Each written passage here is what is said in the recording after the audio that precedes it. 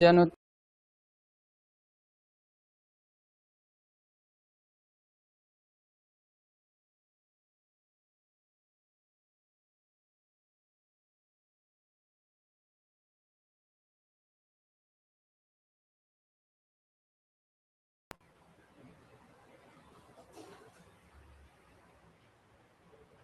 सर्वांना नमस्कार।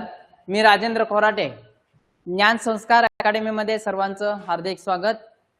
आज आपण मराठी या विषयातील की मागच्या तासाला आपण प्रयोग हा घटक रेकॉर्डेड दिसत नव्हता म्हणून त्याची उजळणी मागच्या तासाला आपण घेतली होती।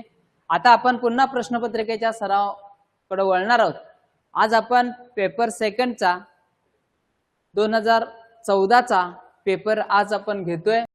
14 डिसेंबर 2014 ला झालेली परीक्षा आणि त्या परीक्षेमध्ये मराठी या विषयाची 30 मार्काची प्रश्नपत्रिका कशी आली होती याची आपण चर्चा करणार आहोत। कधीतरी आपण ज्या वेळेला लाईव्ह लेक्चर पाहत असताय त्यावेळेला एखादा प्रश्न गेस करण्याचा प्रयत्न करा, जेणेकरून मी प्रश्नांची उत्तरे सांगत जाणारच आहे, पण एखादा प्रश्न तुम्हाला सुद्धा गेस करता आला पाहिजे या दृष्टिकोनातून आपण चर्चा करणार आहोत। तर परीक्षा 14 डिसेंबर 2014। आता आपण मराठी या विषयातील विभाग पाहणार आहोत। आता आपण हा भाग पाहत असताना पहिला प्रश्न पडा 31 पासून आपल्याला 60 पर्यंत प्रश्न सोडवायचे आहेत। आता हे प्रश्न सोडवत असताना बारकाईनं कोणताही प्रश्न गडबडीनं प्रश्न वाचायचा नाही, कारण का काही वेळेला काय होतं की एखादा शब्द कोणता आहे हे आपण मनात वाचतो, पण त्याचं आकलन पूर्वीच्या प्रश्नासारखाच प्रश्न आहे असं वाटतं आपल्याला आणि उत्तर आपण गेस करतो। पुढील शब्दामधून अनेक वचनी शब्द ओळखा। आता 4 शब्द तुम्हाला दिलेले आहेत आणि या 4 शब्दामध्ये अनेक वचनी शब्द तुम्हाला ओळखायचा आहे। मग अनेक वचनी शब्द ओळखत असताना आपल्याला एक गोष्ट प्रामुख्याने पाहायला मिळते, शब्द निरोप, मार्ग आणि वाटा 4 शब्द दिलेले आहेत। तुमच्या लगेच लक्षात आला असेल की शब्द निरोप, मार्ग तो शब्द एकच शब्द आहे, निरोप तो निरोप एकच आहे, मार्ग तो मार्ग एकच आहे, मात्र त्या वाटा म्हणजे एक वचनी शब्द तुमच्या लक्षात आला असेल की सरळ सरळ उत्तर आपण शोधू शकतोय की वाटा। आता पर्याय क्रमांक 4 हे याचं उत्तर असणार आहे। आता काही वेळेला शब्द आकारांत शब्द आहे, मार्ग अकारांत आहे, निरोप अकारांत आहे। आता ज्या वेळेला काही वेळेला आकारांत शब्दांचं अनेक वचन होत असताना ते एक वचनासारखंच राहतं, मात्र वाट अकारांत आहे, पण वाटा त्याचं वाटा तयार झालेला आहे, आकारांताचं आकारांत झालेला आहे। पण काही गोष्टी आपल्याला नजरेत येत असतील तर त्याची उत्तर आपण डायरेक्ट लिहू शकतोय। पुढच्या प्रश्नाकडे जातोय, स्त्रीलिंगी आणि पुल्लिंगी चुकीची जोडी ओळखा। चुकीची जोडी ओळखा म्हणजे आता गाडी, ती गाडी स्त्रीलिंगी शब्द आहे, तो गाडा पुल्लिंगी शब्द आहे। आता वृक्ष, तो वृक्ष, ती लता, तो कोल्हा, ती कोल्ही, म्हणजे या जोड्या 1 2 3 या जोड्या कशा आहेत, स्त्रीलिंगी पुल्लिंगी पुल्लिंगी स्त्रीलिंगी अशा पद्धतीच्या आहेत। मात्र चुकीची जोडी कोणती आहे तर मादा मादी असं होतं का, नर मादी असं होतं, म्हणजे पर्याय क्रमांक 2 याचं उत्तर आहे। त्याच्यानंतर कोणत्या विभक्तीला प्रत्यय नसतात। आता विभक्तीचा चार्ट पाठ करताना प्रथम विभक्तीला प्रत्यय नाहीत, द्वितीयला चतुर्थीला सला ते सला ना ते, तृतीयला ने एसी नि ही इसी, पंचमीला उन हुन, षष्टीला चाची चे चेचाची, सप्तमीला तय्या तय्या आणि संबोधनाला नो। एक वचनात नाही, अनेक वचनात नो। आता इथं प्रथमा पर्याय क्रमांक 1 याचं उत्तर तुम्हाला लक्षात आलं असेल। तुम्हाला द्वितीयचे प्रत्यय सांगितले, संबोधनाचे सांगितले, पंचमीचे सांगितले, म्हणजे प्रत्यय नसतात कोणत्या विभक्तीला, प्रथम विभक्तीला। आता मी हा शब्द सांगितला आणि प्रत्यय ओळखा तर प्रथम विभक्ती। तो साधू या देवळातच मुक्कामास असतो या वाक्याचा काळ ओळखा। आता ज्या वेळेला काळ ओळखत असताना पहिली गोष्ट प्रामुख्याने लक्षात यावी की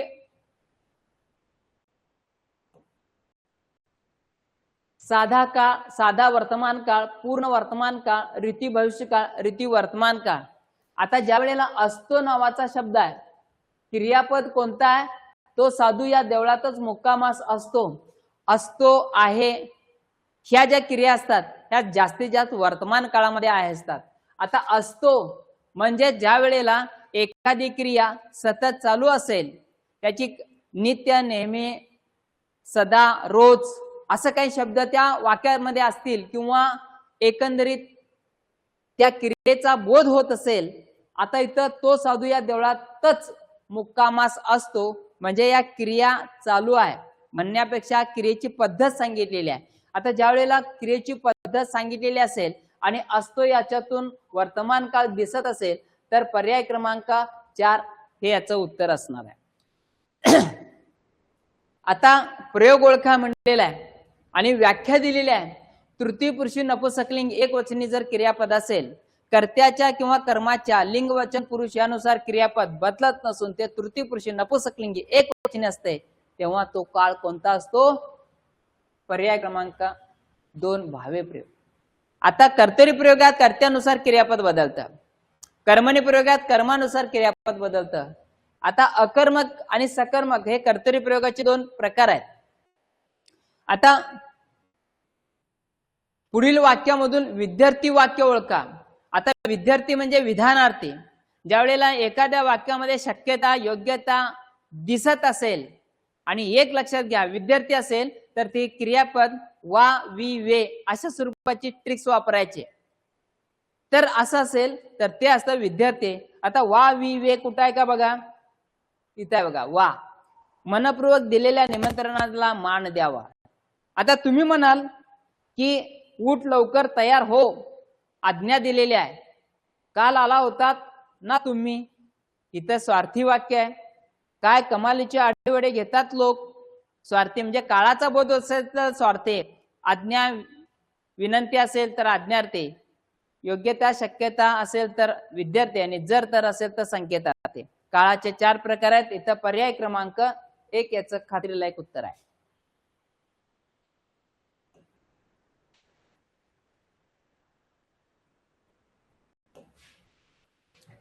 ही न्यूनता सुखाची, चित्ता सदा विकारी, स्वामी तिन्ही जगाचा, आई विना भिकारी.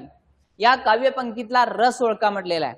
ज्या वेळेला स्वामी तिन्ही जगाचा, आई विना भिकारी, खरं तर एखाद्याची आई एखाद्या बाळाला सोडून गेली असेल तर खरोखरच त्या बाळाच्या जीवनामध्ये आई शिवाय जगणं जर येत असेल तर खरं तर हे दुःखदायक प्रसंग आहे, दुःखदायक घटना आहे, दुःखदायक वियोग आहे. आता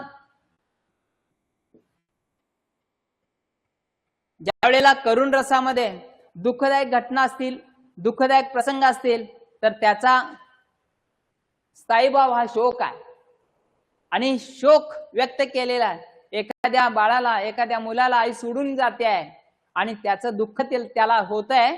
म्हणून या 37 या उदाहरणामध्ये कोणता रस आहे? करुण रस आहे. आता रस म्हटलं की एकूण रसाचे प्रकार 9 आहेत. प्रत्येक रसाचा स्थायीभाव आपल्याला माहित असणं अपेक्षित आहे. कारण ज्या वेळेला शृंगार रसाचा स्थायीभाव रती आहे म्हणजेच स्त्री पुरुषांच्या प्रेमाबद्दलचे संदर्भ या शृंगार रसाचा आहे. आता शांत रस, परमेश्वर विषयी चिंतन जित असेल तर शम म्हणजे शांत हा स्थायीभाव. आता विस्मय, ज्या वेळेला अरेबियन नाईट्स, अलिबाबा 40 चोर, अद्भुत गोष्टी असतात, भूताकेताच्या गोष्टी असतात, या सगळ्या अद्भुत रसामध्ये असतात आणि म्हणून याचा उदाहरणाचं उत्तर आहे करुण रस. पिवळे तांबूस ऊन कोवळे पसरे चौफेर, ओठा नेई सोने वाटे वाहून या दोर. अलंकार ओळखायला सांगितलाय. आता पिवळे तांबूस ऊन कोवळे पसरे चौफेर, ओठा नेई सोने वाटे वाहून या दूर. आता ज्या वेळेला कोवळं ऊन पडलेलं आहे आणि ज्या वेळेला हे ऊन आपल्याला नेई सोने वाटे वाहून या दूर, हे सोनच वाटलं आणि कुठेतरी नेऊन घेऊन जावं असं वाटतं. पण ज्या वेळेला जणू कमे वाटे भासे असा भास होतो त्यावेळेला तो अलंकार असतो उत्प्रेक्षा. उपमेय हे जणू उपमानच आहे. ज्या वेळेला हा आंबा नसून ती साखरच आहे. ही गुलाबी उषा म्हणजे परमेश्वराचं प्रेम जणू. आता जणू गमे वाटे भासे, इकडे बघा असा शब्द जास्तीत जास्त एक लक्षात घ्या, उत्प्रेक्षा अलंकार वारंवार विचारलेला. उदाहरणं बदलली जणू गमे भासे वाटे असं जर त्याच्यात आलं असेल तर डोळं झाकून उत्प्रेक्ष अलंकार म्हणायचं. कारण एखादी कल्पना आहे त्यापेक्षा अधिक खुलवून सांगताना त्यातील असंभाव्यता अधिक स्पष्ट करून सांगितली जाते अतिशयोक्ती. रूपक उपमेय उपमाने आत्मबोधता नसून दोन्ही एकरूप आहेत. उपमा दोन वस्तूंची तुलना केल्यानंतर त्यात चमत्कृती पूर्ण रीतीने वर्णन केलेले असते. आता आईजीच्या जीवावर बायजी उदार, बरीचशी मंडळी आपल्याला पाहायला मिळतात की म्हण कशी आहे, आईजीच्या जीवावर बायजी उतार. आता तुम्ही वाचल्यानंतर पै दक्षिणा लक्ष प्रदर्शना, याचा अर्थ मोबदला कमी द्यायचा आणि काम भरपूर करून द्यायचं. उंदराला मांजर साक्ष, सगळेच एकाच विचाराचे लोक एकत्र येतात. काखेत कळसा गावाला वळसा, जवळ असणारी वस्तू सुद्धा आपण सगळीकडे भटकत फिरत असतो. आणि हलवा याच्या घरावर तुळशी पत्र, याचा अर्थ काय, आईजीच्या जीवावर बायजी उतार. म्हणजेच एखाद्याची वस्तू दुसऱ्यालाच विकायचं याचा काय काडी मात्र संबंध नाही. हलवायच्या घरावर तुळशी पत्र. आता हा वाक्यप्रचार तुम्हाला सोपा आहे. हळद लागणे या वाक्यप्रचाराचा अर्थाचा वाक्यप्रचार ओळखा. हळद लागणे म्हणजे विवाह होणे, लग्न होणे. सरळ इथं आलंय दोनाचे चार हात होणे, लग्न होणे. बोबाटा करणे, एकाच गोष्टीची गावभर चर्चा करणे. मनात मांडे खाणे, एखाद्या गोष्टीबद्दल मनात सतत चिंतातूर राहणं. हाशी वाटणे, एखाद्या गोष्टीबद्दल दिलासा वाटणं. पाऊस पडला, चांगलं झालं, मनाला समाधान झालं.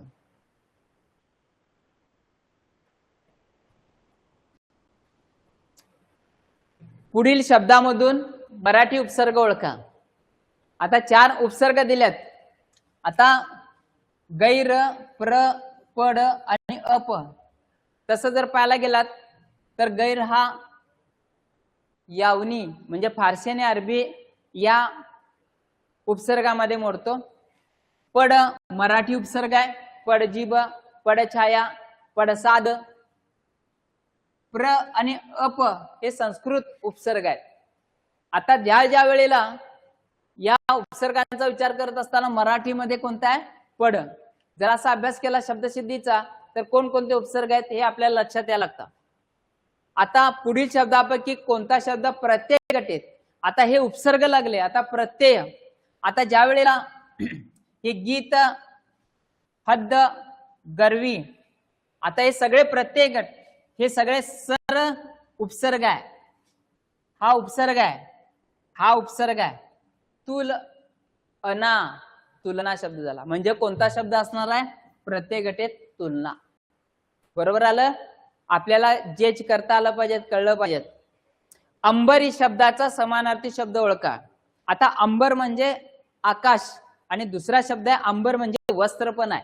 पण इकडे लक्षात घ्या, आता इथं हे 4 शब्द दिलेले आहेत बघा. समानार्थी येतोय काय, रव म्हणजे आवाज, सिंधू म्हणजे सागर, अनिल म्हणजे वारा आणि हेम म्हणजे सोनं. 4ही प्रश्न शब्द कसे दिलेत, वेगवेगळे दिलेले आहेत. पण आपल्याला अंबर म्हणजे आकाश पण नाही आणि वस्त्र पण दिसत नाही. हा शब्द महाराष्ट्र राज्य परीक्षा परिषदेनं रद्द केलेला आहे. का रद्द केला, काही वेळेला असं जर एकाच प्रश्नाचे उत्तर सापडत नसतील तर काही वेळेला ते रद्द करतात. आता आमंत्रित या शब्दाचा विरुद्धार्थी शब्द ओळखा. आता आमंत्रित आपण कोणाला म्हणतो की ज्या वेळेला एखाद्या व्यक्तीला खास आपण निमंत्रण देतो आणि ती व्यक्ती तुमच्या कार्यक्रमाला आली असेल तर त्याला आमंत्रित म्हणतात. आणि एखाद्या घरी आपला पाहुणा असा येतो की काय निरोप नाही, काय नाही, कसं काय येणं झालं, असं डायरेक्ट आपण म्हणतो, तो आगंतुक. म्हणजेच पर्याय क्रमांक 2 याचं उत्तर आहे, आमंत्रित आगंतुक. लक्षात ठेवा, हा प्रश्न महत्वाचा आहे. चुकीच्या प्रकाराने केलेले सामान्य रूप ओळखा. आता ज्या वेळेला चुकीच्या पद्धतीनं सामान्य रूप, काय सामान्य रूपाच्या बाबतीत एक लक्षात घ्यायचं. आता दरवाजा शब्द आहे, भूल आहे, माळ आहे, मूल आहे. आता मूलचं मुली केलंय, माळचं माळे केलंय, भूलचं भुली केलंय. हे अकारांत आहे, इकारांत झालंय, अकारांत आहे, एकारांत झालंय, अकारांत आहे, इकारांत झालंय. पण दरवाजा, दरवाजा, दरवाजा पाहिजे तिथं.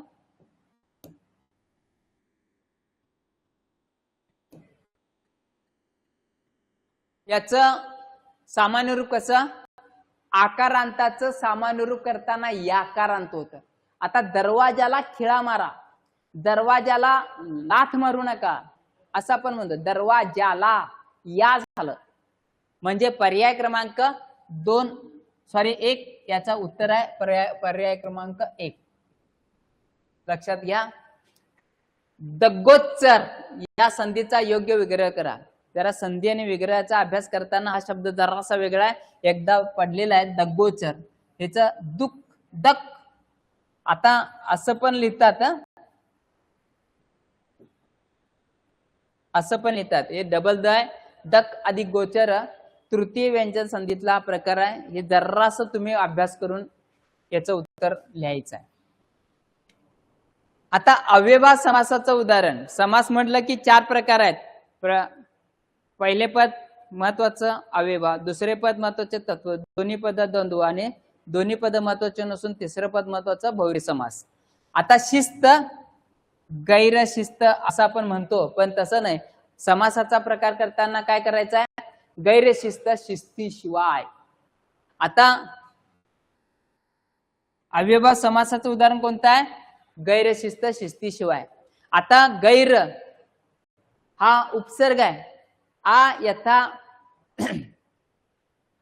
प्रति हे संस्कृत काही उपसर्ग आहेत, काही फारसी उपसर्ग आहेत, काही गावोगाव एक मराठी शब्दांचे द्विरुक्ती होते प्रत्येक गावी. ज्या वेळेला या वेशभाव समासाचा भाग महत्वाचा आहे. गैरशिस्त पर्याय क्रमांक 1.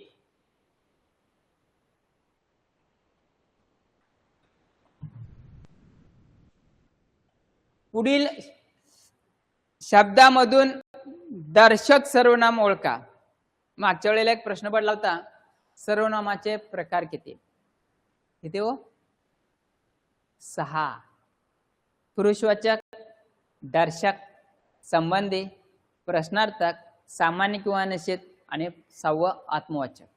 आता दर्शक सर्वनाम म्हणलेला आहे. जवळची किंवा दूरची वस्तू दाखवण्यासाठी वापरल्या जाणाऱ्या सर्वनामांना दर्शक सर्वनाम म्हणतात. हा ही हे, तो ती ते. हा टेबल आहे आणि तो मुलगा दंगा घालतो. हा दर्शक, तो दर्शक, जवळची किंवा दूरची वस्तू दाखवण्यासाठी. आता तुमच्या लक्षात आलं असेल पर्याय क्रमांक 4. आता तुम्ही म्हणाल मी कशात मोडतोय? मी, आम्ही, आपण स्वतः प्रथम पुरुष, तू, तुम्ही, आपण स्वतः द्वितीय पुरुष आणि स्वतः आत्मवाचक सर्वनाम. आलं लक्षात? पुढील शब्दामधून विशेषण नसलेला शब्द ओळखा म्हटले, विशेषण नाही. आता दुखरा हात. हात कसा आहे? दुखरा.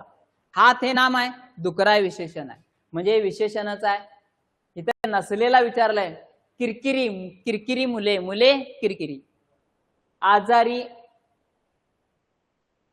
आजारी माणसं, माणसं कशी आजारी. आता आवाका त्याचा आवाका मोठा आहे, हे नाम आहे.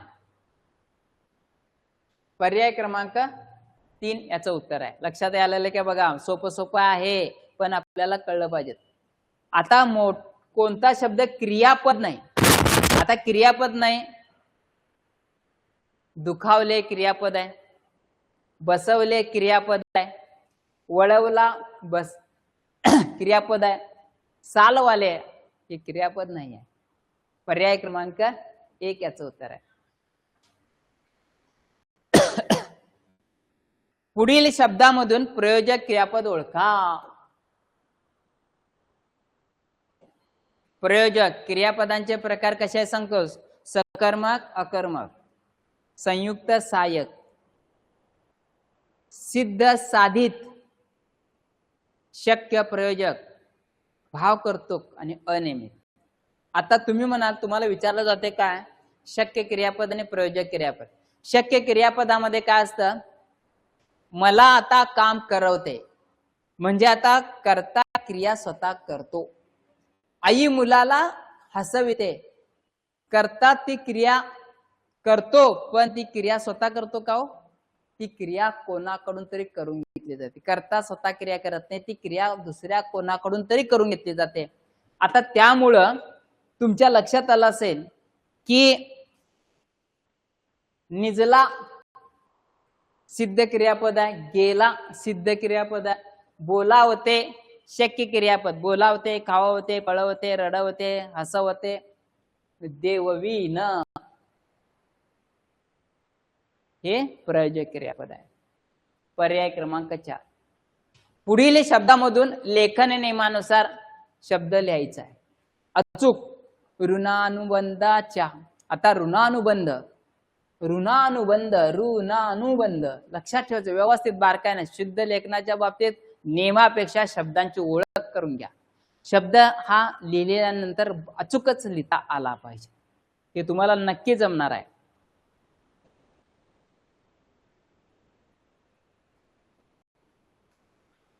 पुढील कादंबऱ्यामधून रंगनाथ पठारे यांच्या कादंबरीचे नाव ओळखा. आता रंगनाथ पठारे म्हटलं की लगेच आपल्या तोंडात पाठांतर करण्यापेक्षा नाव आलं पाहिजे. ताम्रपट. पानिपत विश्वास पाटील. तुंबाडचे खोत श्रीनाथ पेंडसे आणि झुंजार माची गोनी दांडेकर. हे तोंडपाठ असेल तर लगेच सांगता येतं. ताम्रपट रंगनाथ पठारे. आहे मनोहर तरी हे कोणत्या प्रकारचे पुस्तक आहे? हे कोणाचं आहे पुस्तक?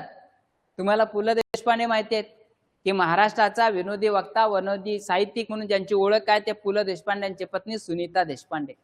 आणि या सुनीता देशपांडेंनी एक आत्मकथन लिहिलं, त्याचं नाव आहे मनोहर तरी. आत्मचरित्र आहे मनोहर तरी, आत्मचरित्र सुनीता देशपांडे. गटात न बसणारे नाव ओळखा. आता गटात न बसणारे नाव ओळखत असताना हे जरासं वेगळं आहे. हे सगळी काय पुस्तक आहेत आणि पुस्तकातलं गटातनं वेगळं साहित्यिक प्रकार सांगू विचारायला. जरासं वेगळं साहित्यिक प्रकार काय? चिनी माती, इजिप्तायन आणि गीतांजली हे मीना प्रभू नावाच्या लेखिकेचं ही 3 प्रवास वर्णन आहे. आणि वेगळा शब्द दिलाय अमेरिका. म्हणजे पर्याय क्रमांक 3 ह्याचं उत्तर आहे. लक्षात असू द्या. चिनी माती, इजिप्शियन, ग्रीकांजली, मीना प्रभू ही सगळी प्रवास वर्णन आहेत. आता रक्तपुष्प ही प्रसिद्ध एकांकिका कोणी लिहिली आहे? आता रक्तपुष्प महेश एलकुंचवार. ही नावं डायरेक्ट मी सांगायला लागलोय का तर ही साहित्य आणि साहित्यिकांची ओळख असलेलाच पाहिजे. महेश एलकुंचवार. रक्तपुष्प. आपल्याला महेश एलकुंचवार 3रं अखिल भारतीय मराठी साहित्य संमेलन भरलं होतं, मला वाटतं सिंगापूरमध्ये. त्याचे ते अध्यक्ष होते. उत्तम कांबळे.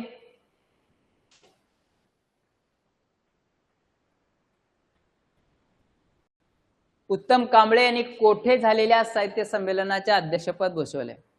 आता ज्या वेळेला उत्तम कांबळे म्हटलं की ठाण्याला एक साहित्य संमेलन भरलं होतं की मराठी साहित्य क्षेत्रामध्ये सकाळ वर्तमानपत्राकडे काम करणार आपण सगळ्या प्रकारचं लेखन ज्याने केलं ते उत्तम कांबळे यांनी जे साहित्य संमेलनाचे अध्यक्षपद भूषवलेलं होतं त्यांचं नाव आहे ठाणे.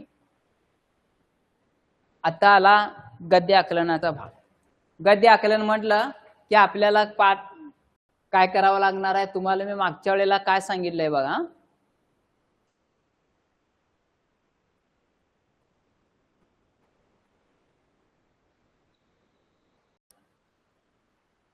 उतारा वाचल्याशिवाय उत्तर द्यायचे नाहीत. हे बरोबर आहे. पहिल्यांदा उतारा वाचायला सांगितलंय काय मी? नाही. पहिल्यांदा काय करायचं आहे? प्रश्न वाचायचे. भारतीय आईबाप मुलांना कसे बनवतात? स्वतंत्र, परावलंबी, हट्टी, स्वैर. दुसरा आहे आईबापांनी कोणते वैशिष्ट्य आत्मसात करायला हवे असे लेखिका शेवटी सांगते. तिसरा लेखिकेचा विचार कसा आहे? 3 प्रश्न विचारल्यात. आता आपल्याला काय करायचं आहे? उतारा वाचायचा आहे.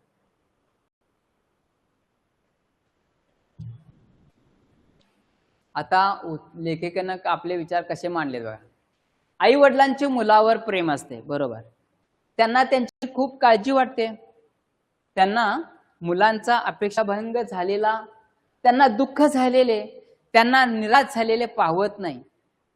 त्यांच्या बाबतीतले सर्व निर्णय आपणच अधिक योग्यरित्या घेऊ शकतो असे वाटल्यामुळे ते मुलाबाबत विशिष्ट प्रकारे वागतात. मुलाने कोणते शिक्षण घ्यावे, कोणाशी लग्न करावे, किती मुले होऊ द्यावीत याबाबत त्यांचे आग्रही सल्ले असतात. परंतु यामुळे निर्णय घ्यायला